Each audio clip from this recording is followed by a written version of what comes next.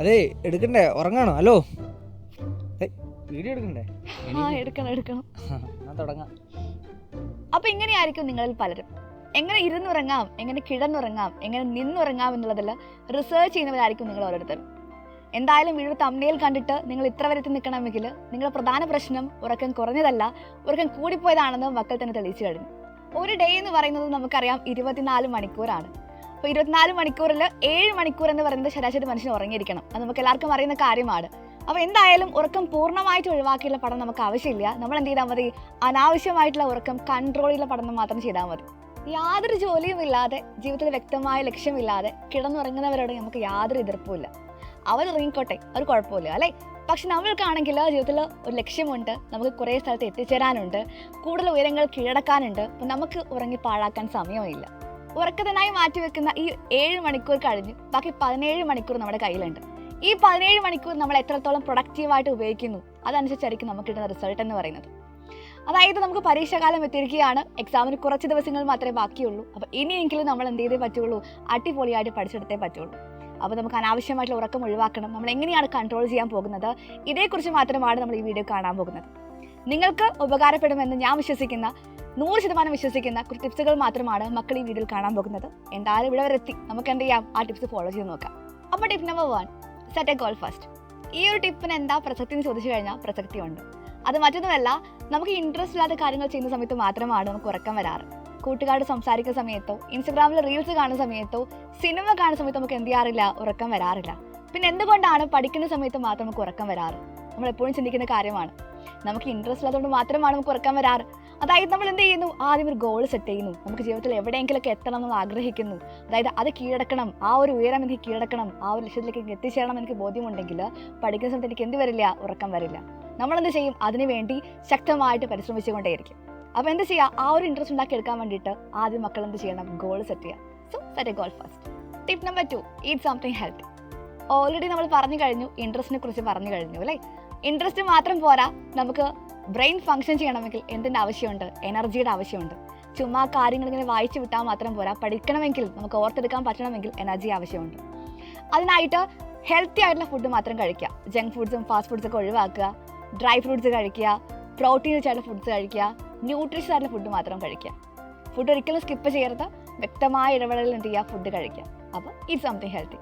Tip number 3, exercise daily. Mental health പോലെ തന്നെ physical health എന്ന് പറയുന്നത് വളരെ ഇമ്പോർട്ടൻ്റ് ആണ്. അതായത് ഡെയിലി എന്ത് ചെയ്യുക? ഒരു 15-20 മിനിറ്റ് എക്സസൈസ് ചെയ്യുക. നമുക്ക് ഫിസിക്കലി ഫിറ്റ് എന്ന് പറയുമ്പോൾ 6 പാക്ക് ബോഡി ഒന്നും ആവശ്യമില്ല.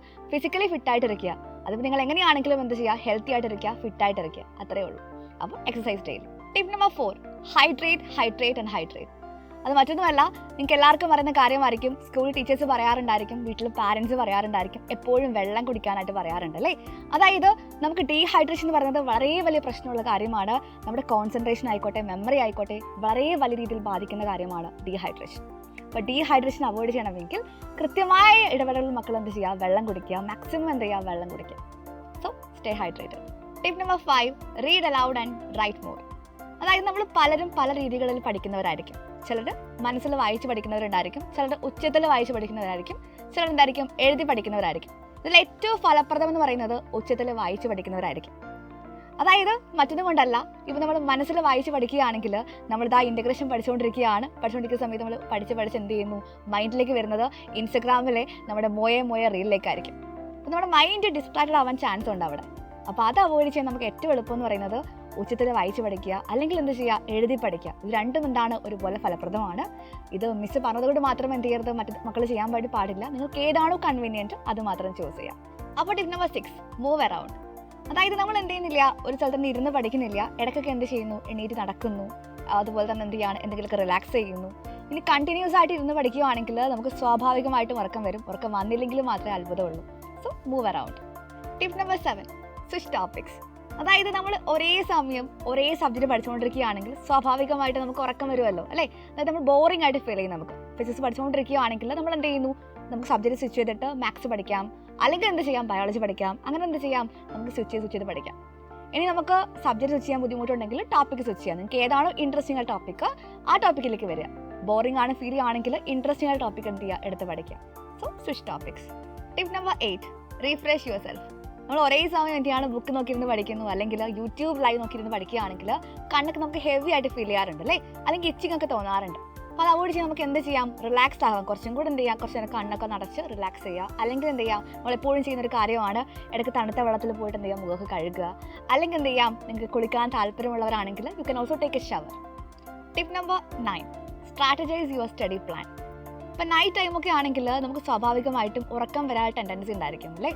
അങ്ങനെയുള്ള സമയത്ത് എന്ത് ചെയ്യുക, കൂടുതൽ ഇൻട്രസ്റ്റിംഗ് ആയിട്ടുള്ള ടോപ്പിക്ക് പഠിക്കുക. ഇപ്പം നാളെ മാത്സ് ആണെങ്കിൽ മാത്സിൽ തന്നെ ഏറ്റവും ഇൻട്രസ്റ്റിംഗ് ആയിട്ടുള്ള ആ ഒരു ചാപ്റ്റർ പഠിച്ച് വെക്കുക. രാവിലെ ആണെങ്കിൽ കുറച്ച് ഡിഫിക്കൽട്ട് ആയിട്ട് ചാപ്റ്റർ പഠിക്കുക. അപ്പോൾ ആ രീതിക്ക് നമുക്ക് എന്ത് ചെയ്യാം, ഒരു പ്ലാൻ സെറ്റ് ചെയ്യാം. നമുക്ക് പഠിക്കുന്ന രീതിക്ക് എന്ത് ചെയ്യാം, ഒരു പ്ലാൻ സെറ്റ് ചെയ്ത് കഴിഞ്ഞാൽ കുറച്ചും കൂടി എളുപ്പമായിട്ട് ബോറിംഗ് ഒഴിവാക്കിയിട്ട് ഉറക്കം വരാതെ നമുക്ക് പഠിക്കാൻ പറ്റും. അപ്പോൾ last tip number 10, don't sit too comfortable.